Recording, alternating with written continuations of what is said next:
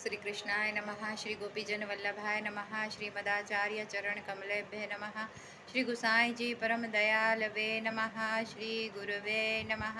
अपने माथे बिराजते सेव्य स्वरूपाय नमः। सर्व वैष्णवने जय श्री कृष्ण। મહાપ્રભુજીની આસુરો વ્યોમહ લીલા પછી ગુસાઈજીએ પુષ્ટિ માર્ગનો વિસ્તાર કર્યો. શ્રીનાથજીનું વૈભવ ખૂબ વધાવ્યું. પણ જે દમલાજી હતા એ ગુસાઈજીને હંમેશા બાલક જ સમજતા કે ભાઈ આ તો મહાપ્રભુજીના લાલન છે, અને એ ભાવથી હંમેશા એમના લાડ લડાવે, એમની સાથે વાત કરે, અને એમનું આચાર્ય પદ એ ભૂલી જતા.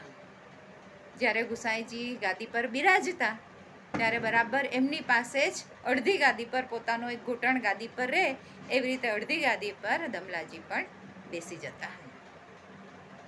એટલે એકવાર ત્યાં મહાપ્રભુજી પ્રકટ થયા અને મહાપ્રભુજીએ દમલાજીને પ્રશ્ન પૂછ્યો કે તું ઇनको કહા સમજતે હૈ, એટલે તું એમને કોણ કરીને જાણે છે? ત્યારે દમલાજીએ કહ્યું કે આપના પુત્ર તરીકે હું એમને જાણું છું, આપના લાલન છે. ત્યારે મહાપ્રભુજીએ કહ્યું કે નહીં, એ મારું જ સ્વરૂપ છે, એમનામાં ને મારામાં કોઈ ભેદ નથી, અમે અભેદ છે, મારું જ સ્વરૂપ તરીકે તું જાણજે. અને ત્યાર પછી દમલાજી એમને આચાર્ય તરીકે, ગુરુ તરીકે માન આપતા, એમનો સન્માન કરતા અને એ રીતે એમની સાથે વર્તતા. મહાપ્રભુજીના જે બધા ગ્રંથો હતો એ બધા જ ગ્રંથોનો અભ્યાસ ગુસાઈજીને દમલાજીએ કરાવ્યો હતો.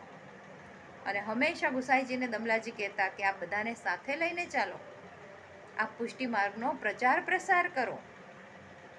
આ માર્ગ હસી ખેલનો નથી, એમાં આપણે ઘણું બધું કંઈક પરિશ્રમ કરવાનો છે. આવી રીતે સમજાવતા. એટલે ત્યારથી પછી ગુસાઈજીએ આ માર્ગનો પ્રચાર અને પ્રસાર શરૂ કર્યો. વિસ્તાર તો કર્યો, સાથે સાથે પ્રચાર અને પ્રસાર પણ કર્યો.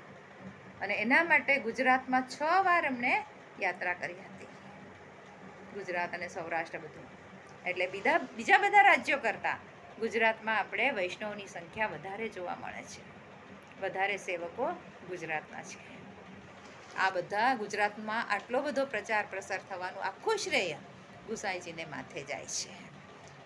પછી કાશી, ચરણાટ, અડેલ આ બધા સ્થાનોમાં પણ ગુસાઈજી બિરાજ્યા હતા.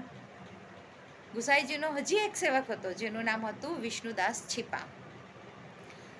એ ગુસાઈજીનો સેવક અતિશય બુદ્ધિમાન હતો, શાસ્ત્ર ભણેલો હતો. અને એમણે જોયું કે ગુસાઈજી સાથે બધા શાસ્ત્ર ચર્ચા કરવાવાળા ઘણા બધા પંડિતો આવે છે, અને તેથી મારા ગુરુને ઘણો શ્રમ પડે છે. આવો ભાવ એના મનમાં આવ્યો.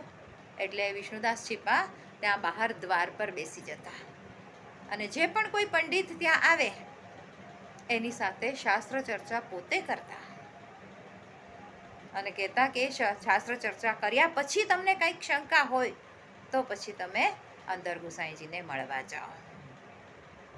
આવું કરવા પાછળ એમનો ભાવ કેવો કે મારા ગુરુની રક્ષા હું કરું છું, એમને પરિશ્રમથી બચાવું છું, મારો એક દાસ ધર્મ તરીકે મારે આ કરવું જરૂરી છે કે મારા પ્રભુને, મારા ગુરુને કોઈ જાતનો શ્રમ ના પડે. આમ વિચારી એ બધા સાથે શાસ્ત્ર ચર્ચા કરતો. અને આવું કરવાથી શું થયું કે ધીમે ધીમે, એટલે લગભગ 90-95% લોકો ત્યાં શાસ્ત્ર ચર્ચા કરીને ત્યાંથી જ પાછા જતા રહે પંડિતો. કોઈ અંદર ગુસાઈજી પાસે શાસ્ત્રાર્થ કરવા આવે જ નહીં. આમ થોડાક દિવસ વીતી ગયા. ગુસાઈજીને નવાઈ લાગી કે આ બધા પંડિતો શાસ્ત્ર ચર્ચા કરવા કેમ નથી આવતા, આ બધું શું ચાલે છે? વિચાર કરવા લાગ્યા કે આ કંઈક યોગ્ય નથી, શું છે?